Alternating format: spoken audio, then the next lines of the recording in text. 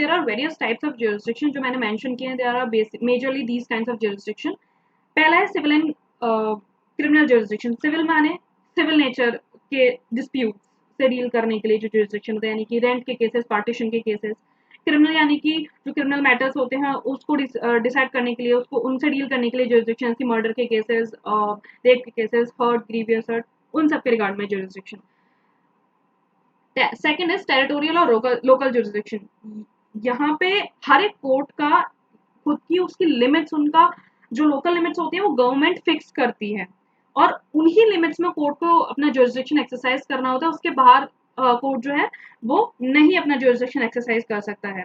तो जो डिस्ट्रिक्ट है, एक पर्टिकुलर डिस्ट्रिक्ट में अगर मेरे को कोई केस फाइल करना है, मैं अग्रीव्ड हूँ, मैं एक पर्टिकुलर डिस्ट्रिक्ट में रह रही हूँ, तो जो नियर बाई कोर्ट होगा, तो मैं उस कोर्ट के पास जाके अपना सूट उस कोर्ट के पास लेकर जाऊंगी। तो हर एक कोर्ट की एक लोकल लिमिट होती है, और उसी वो लोकल लिमिट गवर्नमेंट फिक्स करती है, और उसी के अंदर उसको अपना जुरिस्डिक्शन एक्सरसाइज करना होता है। अगर और उसके बाहर वो एक्सरसाइज बियॉन्ड वो एक्सरसाइज नहीं कर सकता अपना जुरिस्डिक्शन।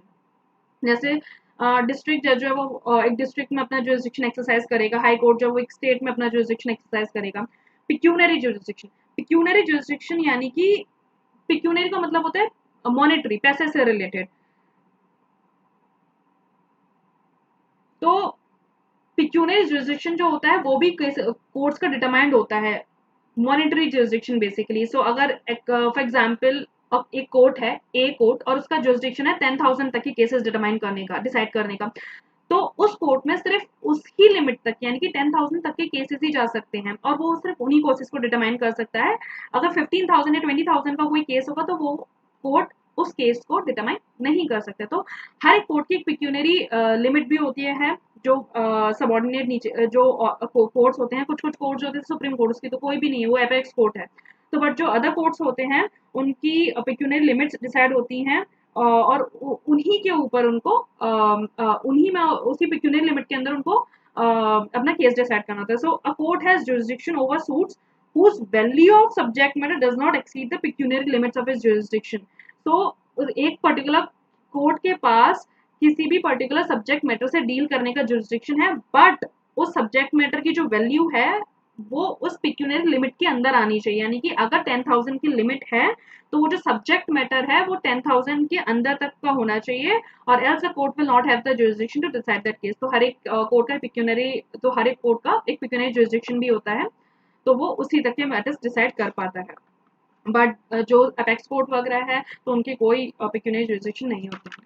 पिक्यूनरी सुप्रीम कोर्ट का कोई पिक्यूनरी जुरिस्डिक्शन नहीं है, that's the apex court of India. Jurisdiction as to subject matter, subject matter के रिगार्ड में भी कोर्ट के जुरिस्डिक्शन होते हैं। डिफरेंट कोर्ट्स को एम्पावर किया जाता है डिफरेंट टाइप के सूट्स को डिटरमाइन करने के लिए। अगर एग्जांपल में देखूं तो जो डिस्ट्रिक्ट कोर्ट है, तो डिस्ट्रिक्ट जज जो होगा वो डिवोर्स के केसेस डिसाइड करेगा, टेस्टामेंट्री केसेस डिसाइड करेगा, ठीक है।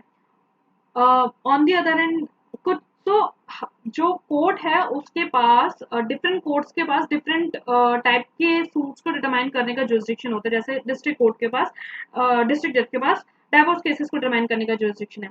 ऑन द अदर हैंड अगर जैसे कुछ कुछ केसेस होते हैं इनके पास जुरिस्डिक्शन नहीं होता, जैसे प्रेसिडेंसी स्मॉल कॉजेस कोर्ट, इस ऐसे कोर्ट्स के पास जुरिस्डिक्शन नहीं होता है कि वो अगर किसी भी मूल प्रॉपर्टी का पार्टीशन है तो पार्टीशन के रिलेटेड के रिलेशन में केसेस को डिसाइड कर सकें। सो हर एक कोर्ट का जो कोर्ट है वो डिफरेंट कोर्ट्स जो है उनको एम्पावर किया जाता है डिफरेंट टाइप्स के सूट्स को डिसाइड करने के लिए।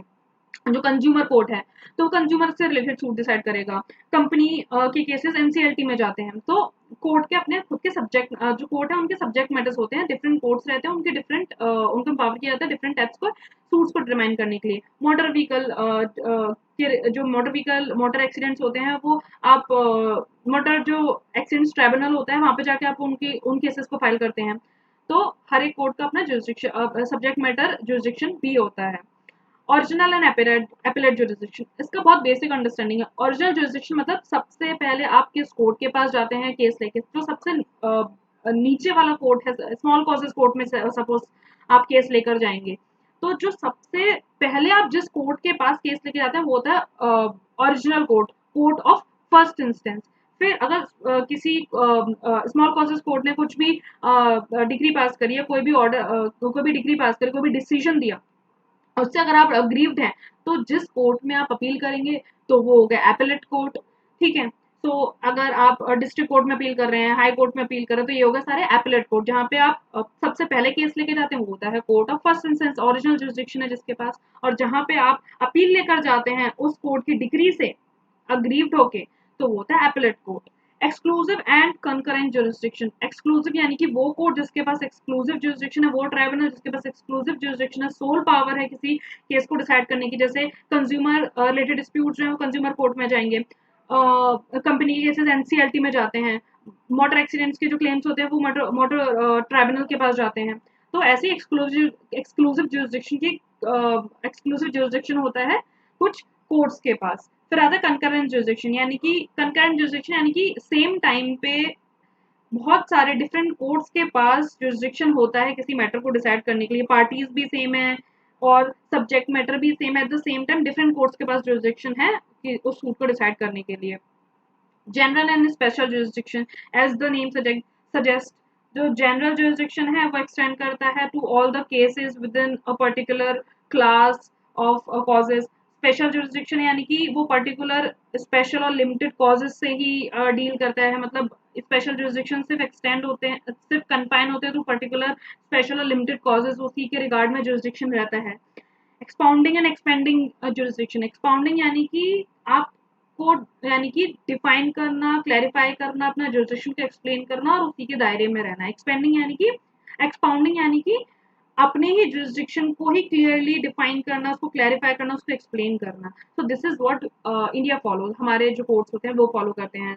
जो भी उनका जुरिसडिक्शन है वो उसके ही दायरे में रह के अपना जो डिसीजन है वो पास करते हैं, अपने जुरिसडिक्शन को ब्रीच नहीं करते हैं। एक्सपेंडिंग जुरिसडिक्शन यानी कि अपने जुरिसडिक्शन को एक्सटेंड करना, एनलार्ज करना, बढ़ाना। तो what we follow is expounding jurisdiction.